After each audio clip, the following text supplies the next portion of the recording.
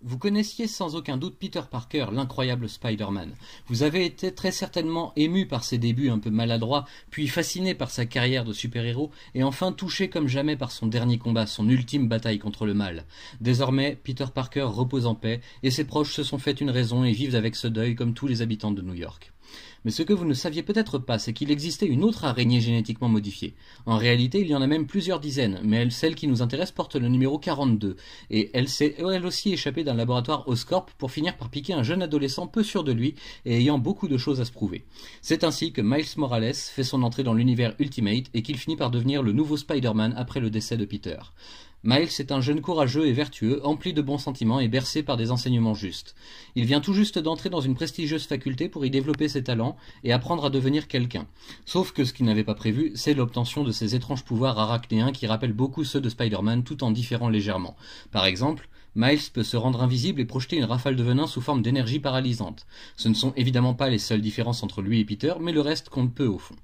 Au fil du temps, Miles va découvrir ce qu'implique réellement de porter le costume de Spider-Man et se faire connaître de la ville et de ses habitants par des actions plus ou moins héroïques et surtout plus ou moins réussies. Dans l'ensemble, il débute bien et se prend assez vite au jeu, mais les embûches ne vont pas tarder à se présenter sur son chemin, à commencer par sa relation toxique avec son oncle Aaron Davis, un super vilain notoire qui a percé le secret de son neveu et qui compte bien l'utiliser à son avantage. Les confrontations qui en résulteront vont profondément marquer notre jeune Spider-Man au point de le faire douter de ses propres capacités à faire le bien. Mais fort heureusement, il est aussi très bien entouré par des amis fidèles et des soutiens de poids comme les proches de Peter qui gardent un œil sur lui, ou même les Ultimates qui commencent sérieusement à s'intéresser à ce jeune garçon araignée au grand potentiel. En pleine guerre civile sur le territoire américain, Miles va même s'illustrer sur le front en faisant preuve d'un sens du devoir et d'un héroïsme totalement ancré en lui. Cependant, tout le monde sait que de grands pouvoirs impliquent de grandes responsabilités, mais aussi de grands drames, malheureusement. Miles l'apprendra à ses dépens et se jurera de ne plus jamais redevenir Spider-Man. Convaincu que le monde est meilleur sans lui, il tourne ainsi le dos à sa destinée, ce que plusieurs de ses proches ne pourront pas comprendre. Mais bien entendu, le destin déteste qu'on l'ignore, et notre jeune héros va avoir l'occasion de prouver à tout le monde et surtout à lui-même qu'il est enfin, une fois pour toutes, digne de porter le costume et le nom de Spider-Man.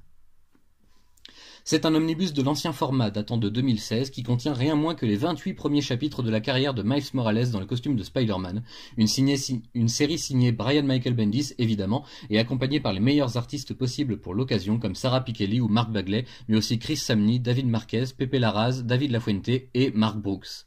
Le renouveau du personnage de Spider-Man dans l'univers Marvel Ultimate est donc entre leurs mains et ils s'en sont sortis à merveille. À l'occasion le mois dernier de la sortie de l'omnibus consacré à la mort de Peter Parker Ultimate, je me suis dit qu'il était grand temps de ressortir ce premier volume consacré à Miles de sa chambre forte pour vous en parler et en présenter l'histoire pour celles et ceux qui n'auraient jamais eu l'occasion de la découvrir.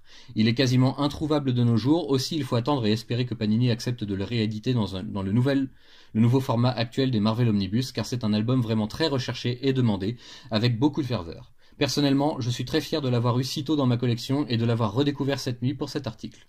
Le personnage de Miles Morales est touchant comme très peu le sont en vérité. Il est aussi proche de nous qu'on peut l'être, de par son âge et par ses appréhensions, ses doutes, ses espoirs aussi. À l'époque, c'était vraiment le moment idéal pour retrouver la flamme sacrée de la genèse de Spider-Man, modernisée et adaptée à un public plus habitué au grand spectacle. Vous retrouverez ici tous les ingrédients qui font un excellent récit sur Spider-Man.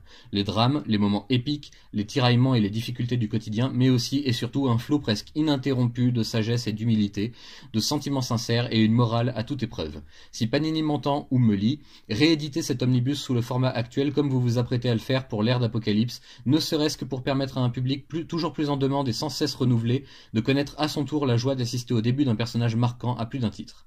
Peter Parker n'est plus, certes, mais ayez confiance car la relève est pleinement assurée. Je ne doute pas un seul instant que Miles Morales saura séduire lui aussi plusieurs générations de lecteurs avides de sang neuf et d'aventures formidables à dévorer, quel que soit l'univers dans lequel il évolue au final.